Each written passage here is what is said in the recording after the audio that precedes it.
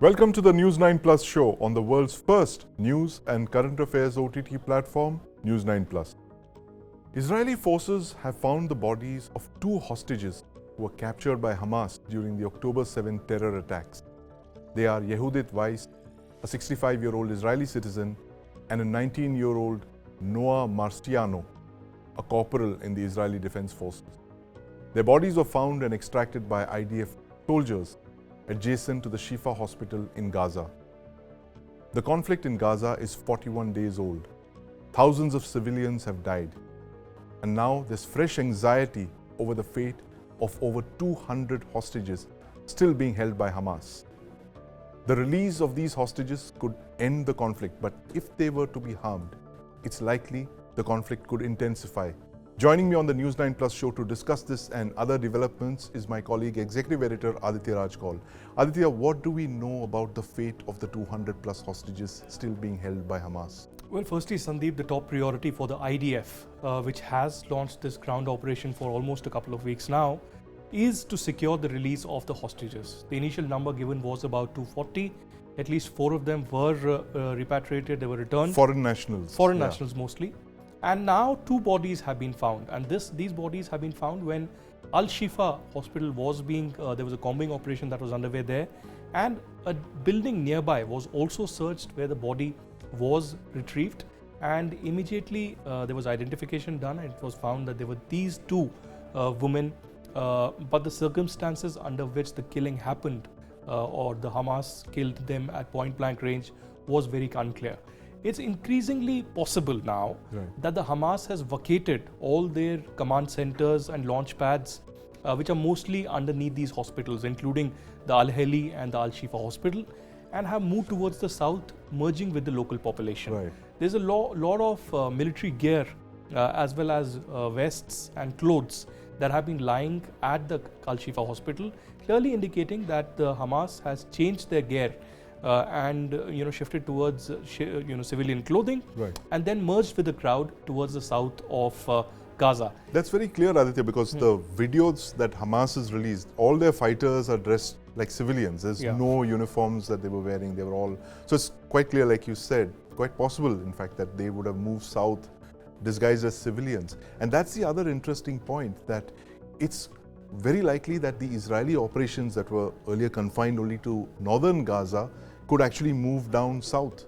Absolutely, because one of the prime concerns for the IDF and Israel would be that still these hostages are being used as human shields. Let's remember that there are operations underway in multiple hospitals, at least half of the Gaza hospitals as per my information, and several other areas where there is intelligence of Hamas operatives being engaged with the IDF. So it's clear that many, if not most, of these hostages would have been taken to south as well as a protection, as a bargaining chip for these Hamas terrorists. Also, Sandeep, what is underway is the backdoor negotiations.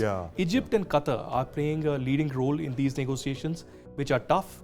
The plan that Israel has given is that you have to release at least 70 of our hostages immediately. 70 hostages. 70 hostages. So that's an increase in the number. Earlier they were talking of something like 15 or 20 hostages. Now it's gone up to 70. Yes, so they're saying release 70 hostages, which are mostly children and elderly women. And then, we will release some of the Palestinian women and, young people who are in the Israeli prisons. And we'll also have a humanitarian pause of at least 2 to 5 days, which will also allow a lot of other trucks and humanitarian aid to enter Gaza from the Egyptian border. So talks are still underway. There isn't a headway that has been reached, but both Qatar and Egypt are hopeful that there will be some kind of a solution that will be found and there will be release of the hostages. As of now, a lot of operations are currently underway in the north of the Gaza, but unfortunately, it's not clear where the hostages really are, even though the Israeli Prime Minister Benjamin Netanyahu had clearly mentioned that we had intelligence and indication of where the hostages have been kept and would ask Hamas to release them immediately, or certainly they will kill the last of the Hamas terrorists. So is it possible that if the hostages are found and they're rescued, that could actually end the conflict? It doesn't seem like.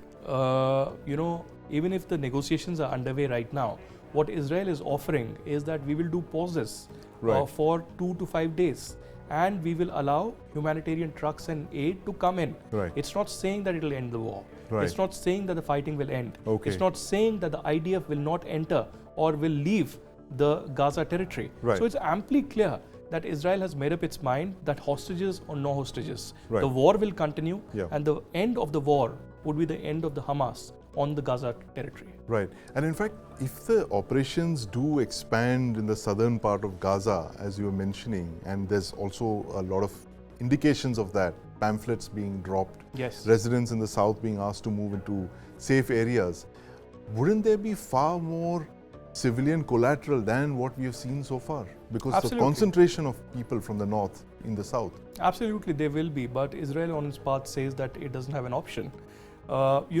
It's been a step-by-step approach from airstrikes to the ground invasion, Right. and now selected buildings being targeted and areas swiftly being mopped, and combing operations underway in all these areas, Right. and launch pads and tunnels being specifically targeted. Right. They're looking for hostages, but also trying to dismantle Hamas as much as possible. From the southern part, from the northern part, they moved to the central part a few days ago.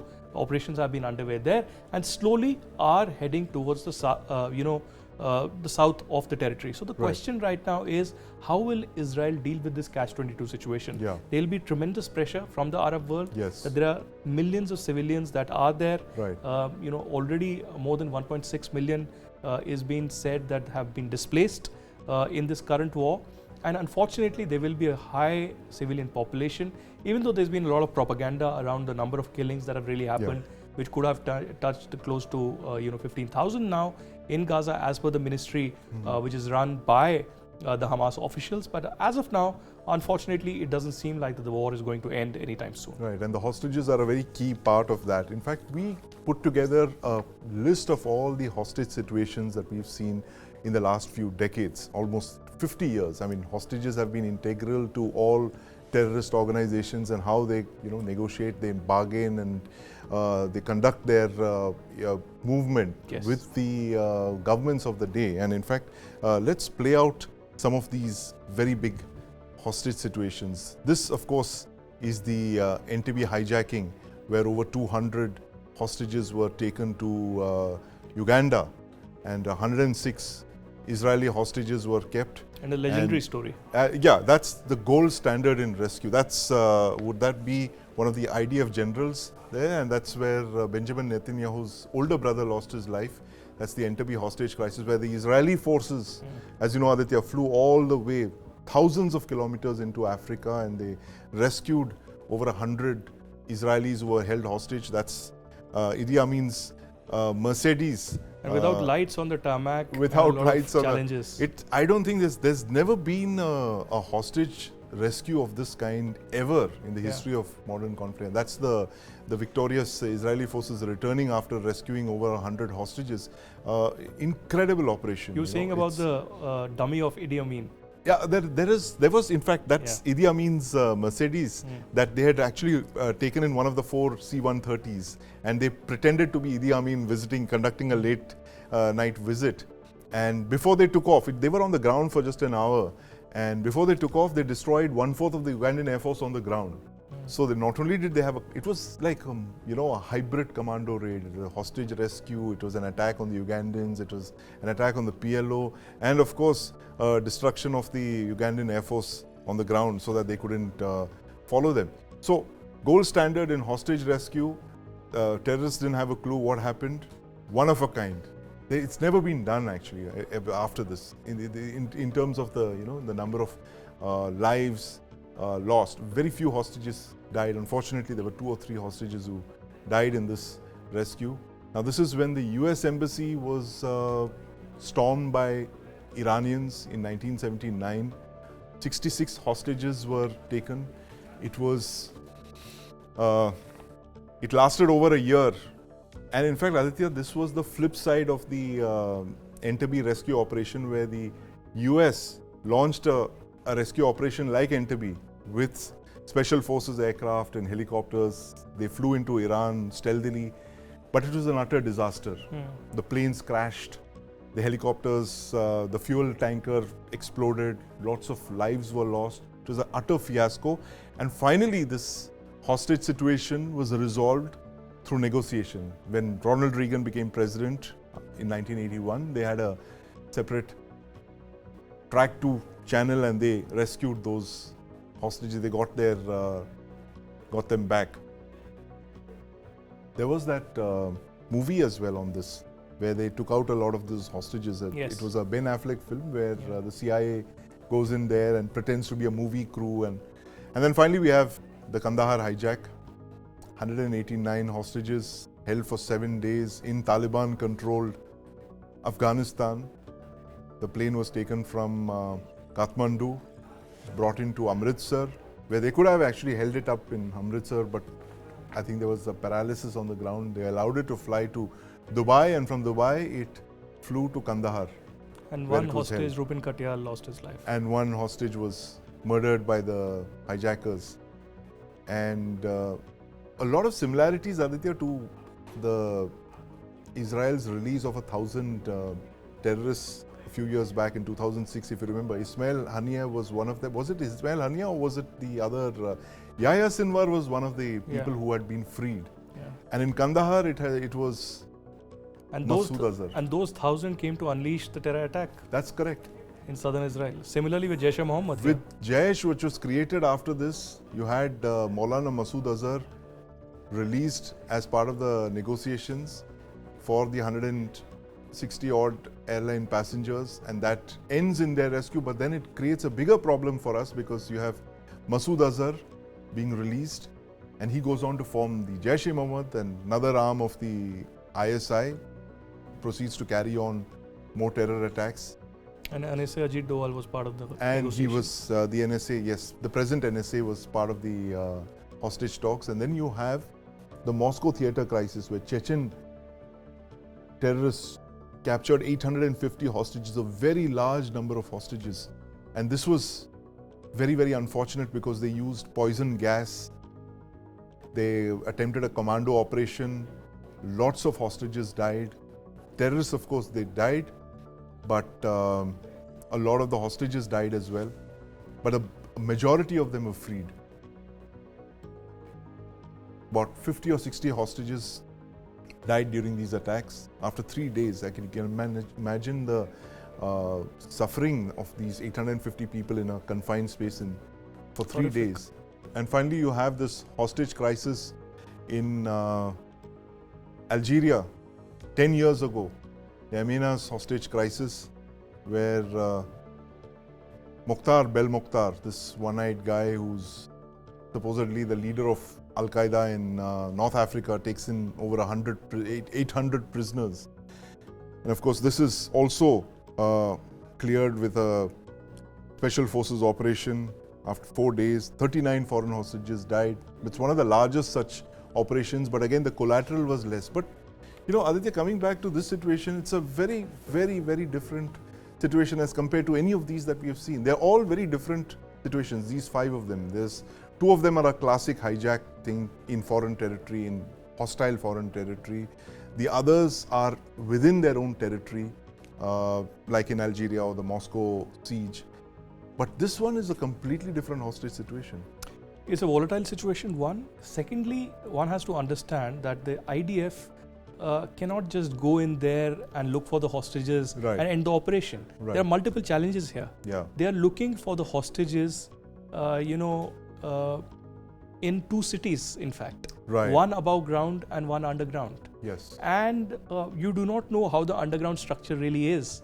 Where all, it penetrates the tunnels from. And the tunnel system.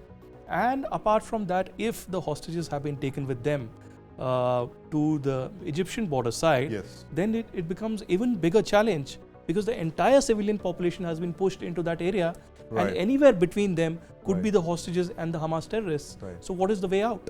Unfortunately, there will be only negotiations that will end this crisis if we have to secure the release of the hostages alive. Right. Unfortunately, otherwise the death toll will only increase, Yeah. and that's what the Hamas has warned earlier. Right. That if the airstrikes and the ground invasion continues, they will continue to kill the hostages. And let's remember that there are a lot of American hostages there as well. Yes. The youngest of them being a 3-year-old. Right. So there is, the American boots on the ground in the form of, senior officers and commandos who are trying to work with the Israeli IDF and the Air Force. Right. But again, it seems that it will take at least a few days, if not weeks, for the release of the hostages. Right. And meanwhile, there's a report that the Quds force, the Iranian Quds force, which was once headed by Qasem Soleimani, leader of the Quds force, that's Major General Ghani, has sent a message to Yahya Sinwar saying, you hang in there and we are with you, we are supporting you, we will not let you go down. You think Iran's going to fight Israel down to the last Hamas fighter? I don't think that Iran is going to directly, launch this war or participate. But yes, just like it has been through its proxies, through funding, through ammunitions, through moral and support otherwise, the Iranian leadership, Ayatollah, and apart from the Quds force and the army will continue to back both the Hezbollah, the Hamas, and the leadership. There are a lot of photographs and videos doing rounds of their meetings in Qatar, in Lebanon, and other places. So it's hardly a secret now that there's an understanding, a tacit support that is continuing. And America may try to message in here, Right. but Iran has not just surprised both Americans and the Israelis, Yes. but perhaps have an edge right now. Right. over The Americans, Israel. the Iranians have the upper hand. It's incredible, Aditya, as you mentioned it, that how the Iranians have managed to activate so many fronts. You have the Houthis in the south in Yemen, Hezbollah in the north. Hamas, of course, is fighting and it's going down fighting, it looks like. They have militia groups in Iraq and Syria that are attacking American bases. So it's like exactly what we described it, a 360 war that Yes. both Israel and the United States are in the middle of right now, embroiled. And in the center you have this very, very unique and peculiar hostage situation that you just described. In fact, I was speaking with Minister Rajiv Chandrasekhar just yesterday on this particular situation with particular reference to our own terror attack, that's 26/11. And if you remember, Aditya, 15 years back, this is the 15th anniversary of the 26/11 attacks. There was a column by Thomas Friedman in the New York Times recently where he praised India for its restraint in 26/11, not striking at Pakistan. I'm not sure if many in India would agree with that. Well, opinion was divided. I remember it was a furious topic of debate. There were a lot of angry TV anchors who made their careers on the utter frustration that a lot of Indians felt and that helplessness. But let's listen to what Minister Rajiv Chandrasekhar has to say about these attacks and this policy of restraint. 26/11, coming to 26/11, you were the only member of parliament at that time who's consistently flagged this issue of Pakistan-sponsored terror. In fact, you moved a private member bill as well to declare Pakistan a terror state. Yeah. Do you think that we erred in not pushing the line with the Pakistan military, which seems to have orchestrated the entire I think attack? Sandeep, the world has learned. India learned this many years on. We just unfortunately had a government that didn't do anything with the learning. And then 2014 onwards, we had Prime Minister Narendra Modi ji who basically said, look, if somebody tries to do something to us, it is absolutely our duty, a government's duty to protect our people to do something right back. That the cost of being badly behaved, the costs and consequences of being a poorly behaved nation, an irresponsible army, was never something that was shown to Pakistan. They played this game for several decades of being the favorites of USA in the US Taliban conflict, then the favorites of US in the US Soviet Union conflict, the Cold War. So they played that game for a long time, and under that game, under that charade, got away with a lot of absolutely unconscionable, irresponsible conduct, which is missile proliferation, nuclear proliferation, terror. And as long as it was only India that was complaining about it, the world ignored it. But when the consequences of all that started getting exported to countries in the Middle East, in Europe, in the US, North America, I think the world woke up that there is no, and the famous quote of Hillary Clinton, if you start growing snakes in your backyard, one of those days the snakes will come back and bite you. So I think today our approach to every country in our neighborhood is a very clear approach, that we have no interest in doing anything with you. We want to live coexist in a peaceful manner. Our priority, our government's priority, our people's priority is to grow our nation and take it to where we believe our tryst is, which is economic superpowerdom. We want to be the number 3 economy in the world. And we have no quarrel with anybody. We don't seek anybody's territory. We certainly don't want part of China or part of Pakistan. Even though the people of POK certainly have chosen, would prefer to be reunited with India.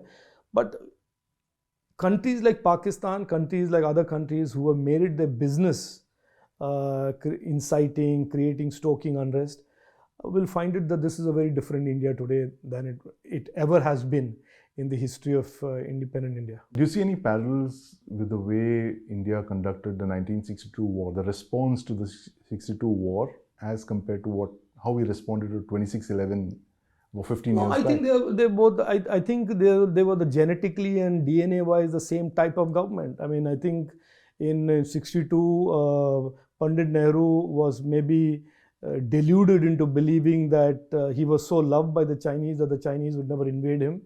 And the Chinese broke that delusion very rapidly, very swiftly, with great consequences. In 26/11, again, we were deluded into believing that, as long as the Americans were there and as long as some Western countries give us lip service, that the Pakistanis would never launch terror attacks against India. And this publicly spoken, repeated strategy of strategic restraint, which we as our government during the 26/11 time frame, that government of UPA kept spouting, only embolden these elements. Because if you know today, if you're a bully and you know that the other person has publicly agreed to never hit back, then he's going to do what he wants to do. And he's going to do it often, he's going to do it with great consequences to you.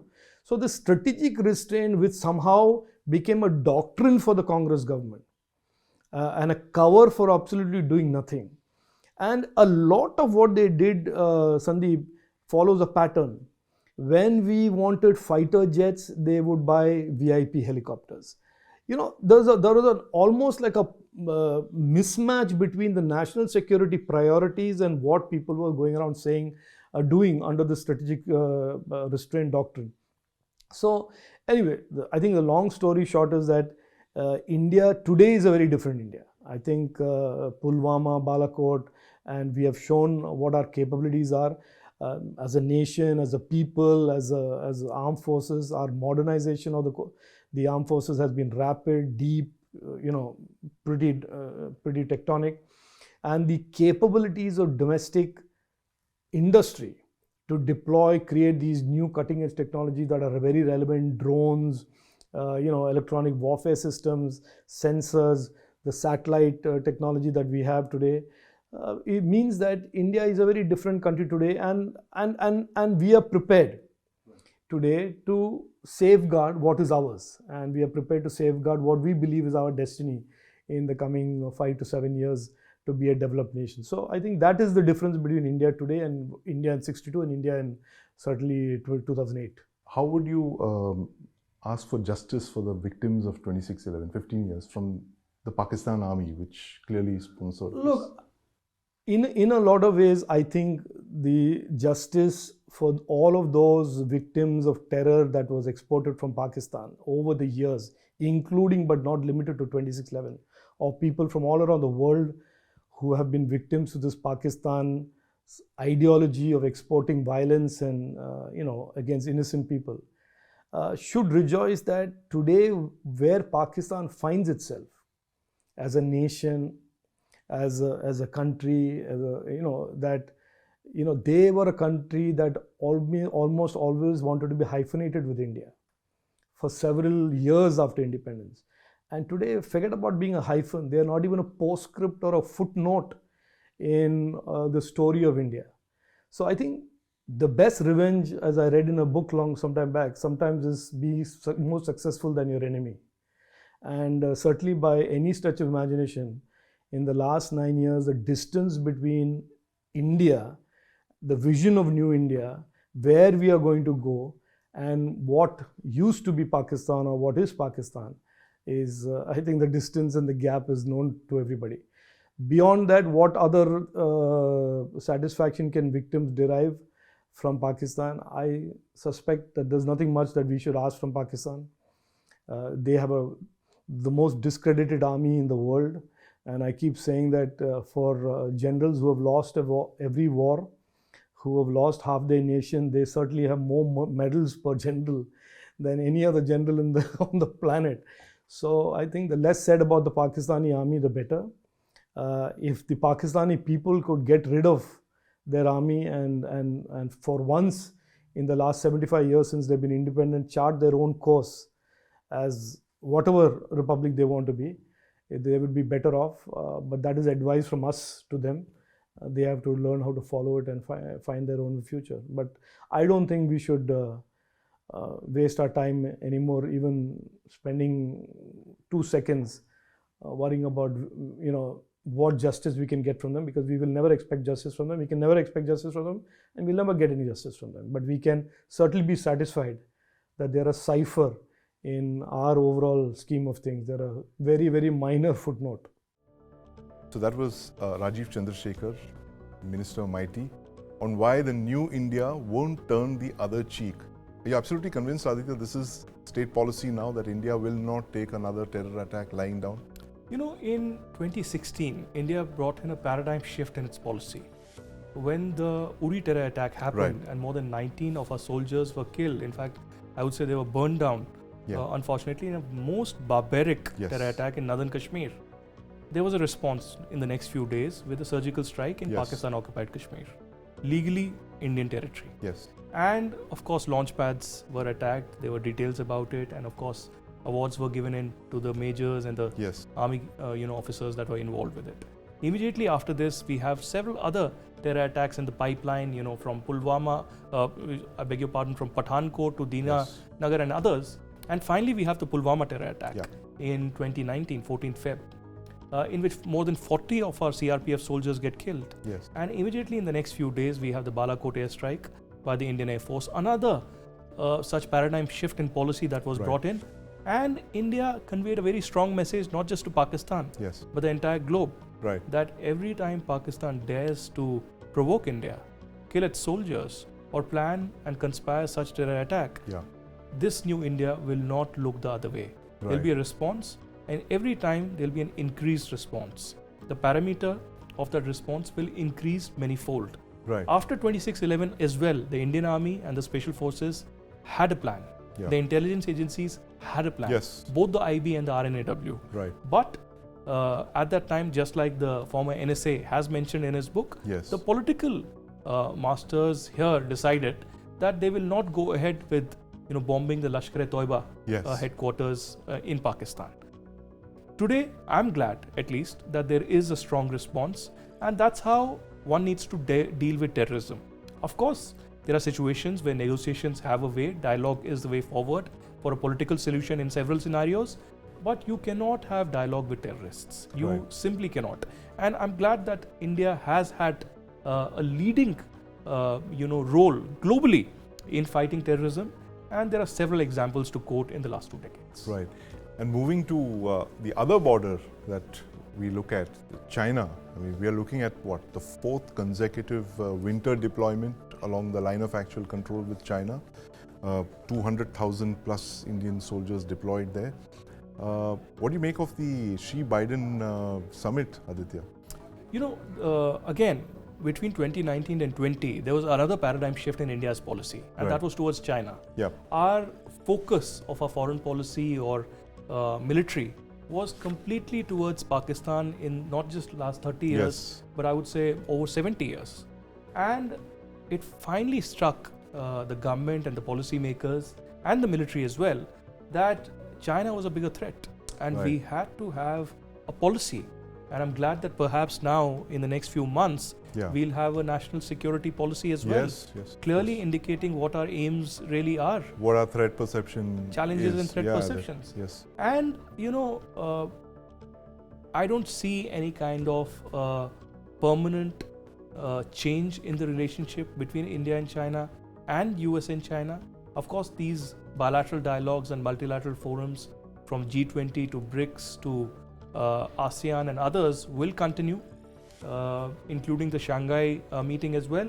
But of course, there is an attempt by the Indian government to at least have a dialogue both at the military level, at the diplomatic level, and of course the boundary talks that have been underway for last many decades. But it doesn't seem like Beijing is really interested in. Yeah, and most interesting, this one expression that President Biden used with in the press conference with Xi Jinping, where he's asked this thing of, do you trust him? And he says, well, trust but verify. And that's one line that we hear all the time with China. Yes. It's not just trust, but you have to verify it as well. And of course, there was this other sideshow of him calling Xi Jinping a dictator. Yes. But, of all the Western democracies, the entire concert of democracies that are trying to restrain China, an aggressive China, India is the only country that's actually eyeballing China, where the troops are face to face, looking at each other. We've mobilized over 200,000 soldiers, as you mentioned, in the last 3-4 years. This mobilization this winter deployment is entering its fourth successive winter. But there's a new angle to China's hostility, that China has started building villages right along the LAC, where populated settlements, Chinese villages that can house civilians in peacetime and soldiers in war. My colleague Nivriti Mohan traveled to the southeastern corner of Ladakh with Vinayak Sharma and camera person Naresh Kumar to a little place called Demchok. Now, Demchok is one of two places where Indian and Chinese soldiers are yet to disengage after the 2020 skirmishes in the Galwan Valley. She got us this exclusive ground report. Let's watch. Barren but beautiful mountains, a vibrant culture, rich cuisine, and eye-catching dance forms. Ladakh is breathtaking everywhere you look. But until recently, the pace of border infrastructure development was really slow. Indifference towards the first villages of India was forcing villagers to migrate. This would compromise national security since they were the eyes and ears of the country on the sensitive Himalayan borders. But now, the roads, though strategic in nature, are connecting the farthest villages that are bang on LAC. Here is our exclusive report from the first villages of India in the most sensitive and difficult eastern Ladakh sector, where Indian and Chinese forces are engaged in an eyeball-to-eyeball standoff, where every movement of our troops is observed by the Chinese PLA and their movement is observed by our soldiers, where we could see Chinese flags fluttering over houses on the other side of the LAC, so close that it could be seen through naked eyes. The village is a stone's throw away from a Chinese observation post. Some of our phones got Chinese standard time automatically, and we received a message saying, "Welcome to China."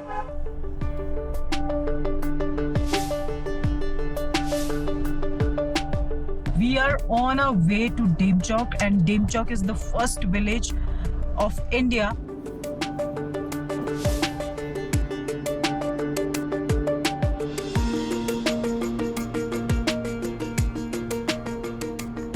Welcome to Demchok. So we are in Demchok right now. So you can see our forces here. They are guarding our borders. Right on this mountain, on the top, is the India's observation post, and on the other side is China. So they are continuously watching us, and we are also continuously watching them.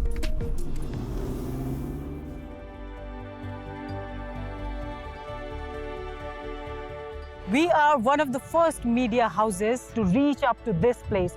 Behind me is the Demchok village, which is first village of India, just 400 to 500 meters away from the line of actual control. It is on the line of actual control, and on the other side you can see a village which is called Demchok village, and you can see Chinese flags flying over the village.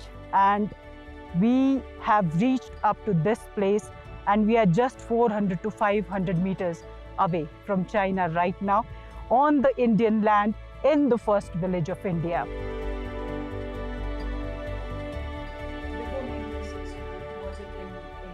Yes, of course. See, so when we say LAC, these are claim lines. These are lines which we feel, they feel a different line, we feel it is a different line, and whatever we have accepted, both sides have accepted today, is the line of actual control. So villages do get divided on two sides. Recently, China released its map depicting Arunachal Pradesh and Aksai Chin as part of its territory. This was after talking about de-escalation of troops in eastern Ladakh sector. De-escalation from most sensitive areas of contention between both the countries, Demchok and Dipsam. जी ma'am. पहुंचाने में कितना दिन लगता था? पहले जो दादा दादी टाइम में तो घोड़ा में लेके जाता था, बहुत मुश्किल से, तब तो वहाँ था तो उसका हालात बिगड़ जाता। बच्चा पैदा होने के टाइम तो हॉस्पिटल में पहुँचता नहीं, फिर खून ज़्यादा बह गया, इसके ऊपर बहुत केस होता है मेरा पहले। औरतें मर जाती थी? जी वैसे हाँ, और देखा जाते तकलीफ होती है, क्योंकि उसको बच्चा होने वाला है, फिर बच्चा लेकर इतना दूर तो नहीं जा सकता है, इसीलिए तो बहुत पहले दिक्कत होता था मेरा। अब कितना घंटा लगता है पहुँचने में? तो कम से कम हम लोग को निमा तक पहुँचने में 4-5 घंटा लग सके। अभी उस टाइम तो दिन लग जाता होगा मैम, दिन से 2 दिन लग जाता, बहुत दूर है जी में लेता होता तो पहले पापा 5-6-7 दिन लग जाता बोलता। We found a new health center in the village which was being renovated. It has a ward with 2 beds, an oxygen cylinder and various medicines for around 160 villagers. There was dispensaries and there is, but it was not health and wellness center. It was only sub-center. ANM has arrived and I am posted as a CHO. Earlier there was no CHO, only one BHW was working here. So yeah, definitely has improved. Light ये अभी हमारा जो land तो अभी जो light जो चल रहा है वो तो सोलर पावर है, वो तो अभी 5-6 साल से पहले है। अभी हमारा जो स्टेट लाइट जो बाहर दिखने वाला पूरा तो ये साल आया, बहुत अच्छा लग रहा है। Earlier there was no signal, now we have everywhere. After Demchok, we decided to visit another village named Dumti. We took a strategic road closest to the LAC. It's called CDFD Road. Currently under construction, the CDFD Road connects all the first villages en route the 121-kilometer road. Dungti is 70 to 80 kilometers from Demchok. The village has about 64 houses. The population here is made up of nomads. पहले तो कुछ नहीं था यहाँ, बिल्कुल 1-2 घर था। 3-4 साल के बाद यहाँ थोड़ा प्रोग्रेस हो गया, क्योंकि हिंदुस्तान गवर्नमेंट की तरफ से यहाँ मेडिकल का सब सेंटर गया और यहाँ थोड़े रोड भी तकरीबन हो रहा है जी। अभी हर घर को लाइट है, तकरीबन 6 बजे से 10:30 बजे तक शाम का, सुबह 7 बजे से 8 बजे तक। स्कूल है? स्कूल नहीं है, हमारा स्कूल तो न्यूमा में है। पानी का पहले नदी तक जाना पड़ता था, अभी हर घर में पानी है। बर्फ गिरता है, इस टाइम पर गवर्नमेंट ने घास देता है और कैटल फीड देता है।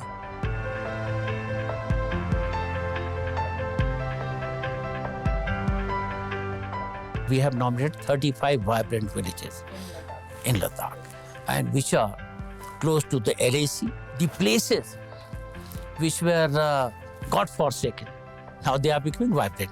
Now, if I give you some figures as to what was in 2019 and what is today. Roads, we had 2,149.24 kilometers. And today, we have got 2,710.80 kilometers. Water tap connection.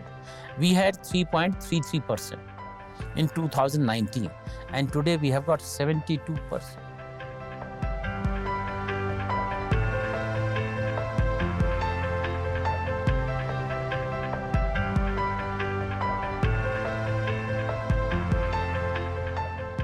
Similarly, education infrastructure.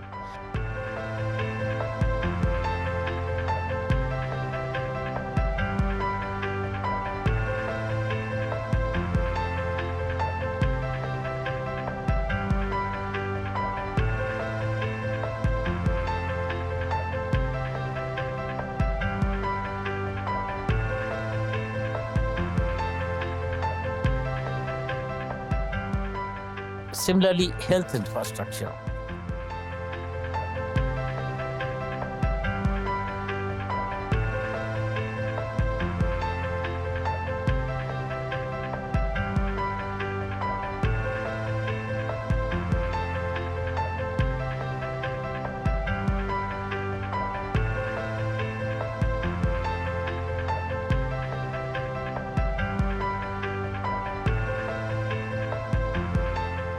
Tourist inflow in 2019, we had around 276,000 tourists coming to Ladakh.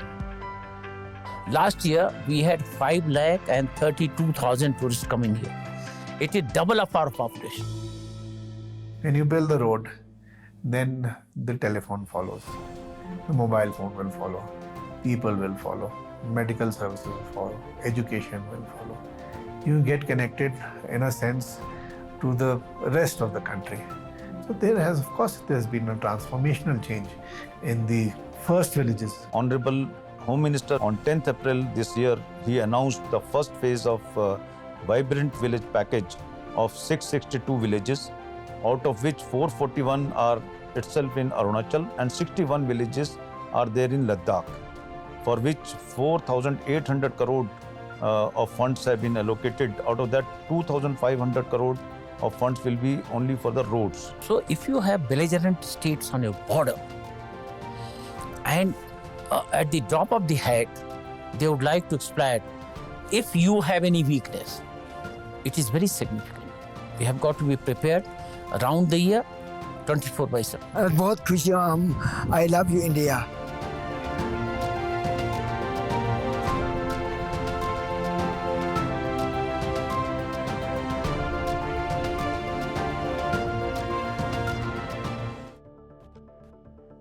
So that's India matching the Chinese there, border village by border village.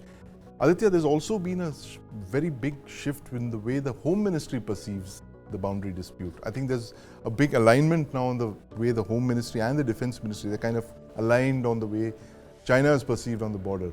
Because this border village development is part of the Home Ministry's ambit, and I think the funds are coming out of there. Exactly. I think it was a year ago or so when this shift in policy really happened. As per that, in Uttarakhand, in the northeast particularly, there will be employment opportunities that will be given to the youth in the border villages so that there is no migration. Yeah, that really the entire happens. village is being depopulated because of Absolutely, migration. absolutely. So I think it's a very important step. Again, this is a step that could have happened decades ago. Yes. At least a beginning could have been made somewhere. Right. But der ai durust hai. I mean, that's the kind of phrase that we will go with here. Because as I said, 2019 was the time when, we can actually say that there's a new China policy. Yeah. Not just when we talk about foreign policy. Right. I think our domestic policy towards China, our IT policy towards China, our military policy towards China had a paradigm shift. And that's how the border development plan is also underway. The Home Ministry is working aggressively to provide employment, to provide perks to the people who stay back in these villages. There's more development that has been brought in, road connectivity as well, that helps both the civilian population and the military as well. Yeah, it's a holistic approach, I think, from both the Defense Ministry and the Home Ministry. And this is something that should have, like you said, should have been done decades ago, but der aaye, durust aaye. But the other thing, Aditya, is the fact that the way the Chinese have been building up their infrastructure on their side of the border.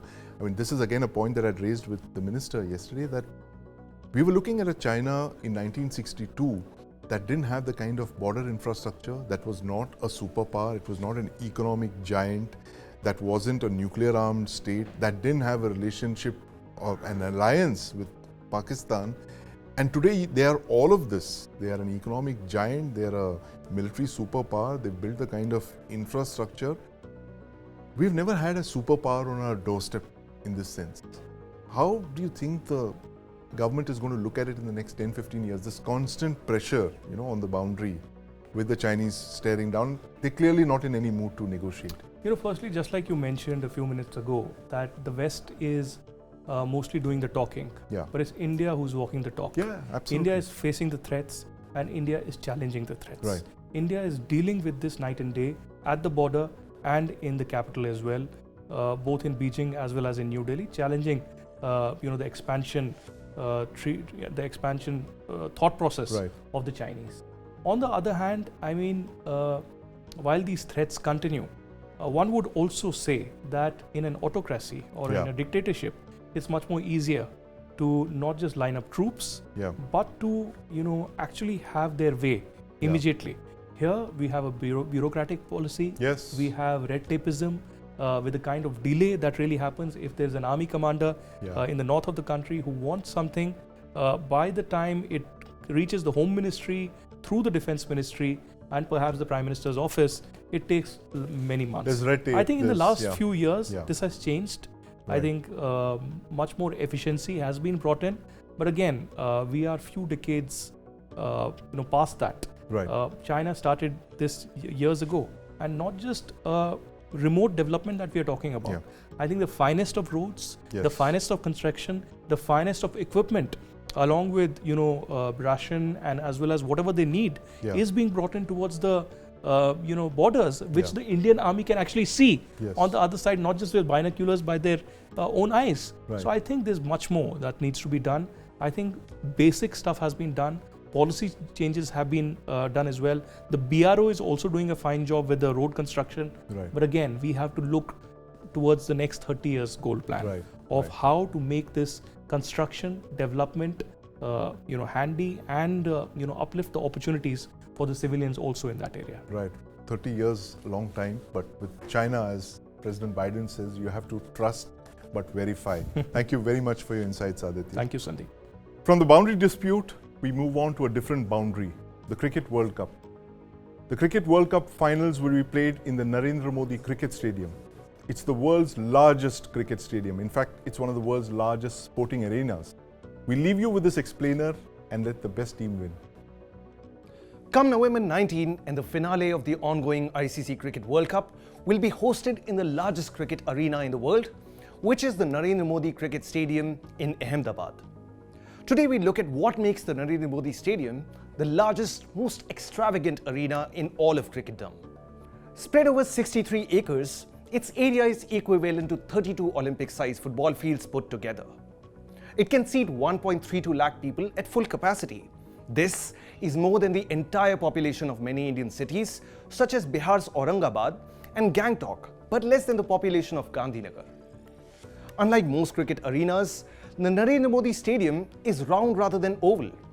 Thus, it provides a 360-degree view to spectators, ensuring that each of the 132,000 seats has an uninterrupted view of the field and pitch. The stadium has 11 pitches made of both red and black soil, and it's the only stadium in the world to have the same soil surfaces for both main and practice pitches. The last 5 Cricket World Cup finales have been held at the Lord's Cricket Ground in London, MCG in Melbourne, Wankhede Stadium in Mumbai, Kensington Oval in Barbados, and the DP World Wanderers Stadium in Johannesburg. But with a capacity of 1.32 lakh people, the Narendra Modi Stadium is bigger than all of them. The stadium has 3 entry points, with the metro line at one of them. It has as many as 76 corporate boxes that can hold up to 25 people each. It boasts of a 55-room clubhouse and an Olympic-sized swimming pool and 4 dressing rooms. Now that is what the largest cricket stadium in the largest cricketing nation ought to be.